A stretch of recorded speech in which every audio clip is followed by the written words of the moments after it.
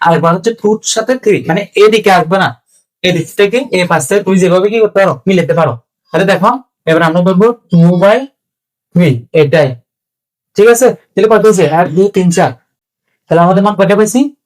1 কে 1 2 3 কে আমরা প্রথমে পুরোটা লিখে ফেলছি একবার মান দিয়ে, এরপরে কি করছি 1 আর 2 ধরছি লিখলাম, এরপরে 1 আর 3 লিখছি লিখলাম, এরপরে 2 আর 3 লিখছি। তাহলে কত হয়েছে 1 2 3 4, চারটা, আমাদের কয়টা লাগবে 8টা। তাহলে এবার আমরা কি করবো দেখো, এবার আমরা এটাকে একটা একটা করে ধরবো, 1 কে একবার ধরবো, 2 কে একবার ধরবো, এরপরে 3 কে একবার ধরবো। তাই দেখো হচ্ছে 1 2 3 4 5 6 7, সাতটা। কয়টা? সাতটা। আমাদের কয়টা লাগবে 8টা। তাহলে আরেকটা কোনটা? আরেকটা আমরা ফাঁকা সিগন্যাল ফাঁকা সেট দিয়ে এভাবে দিয়ে দিব। তাহলে 8টা। দেখো কোনে দেখো 1 2 3 4 5 6 7 8, কয়টা হচ্ছে 8টা। এটা একটা কি বলছি 2 এর উপর n, 2 এর উপর n মানে 2 আর 3, 2 এর উপর n মানে 2 আর 3, তাহলে 8। তাহলে দেখো তো এখানে 8টা হয়েছে কিনা, হয়েছে। তাহলে আমাদের মান আসছে কত?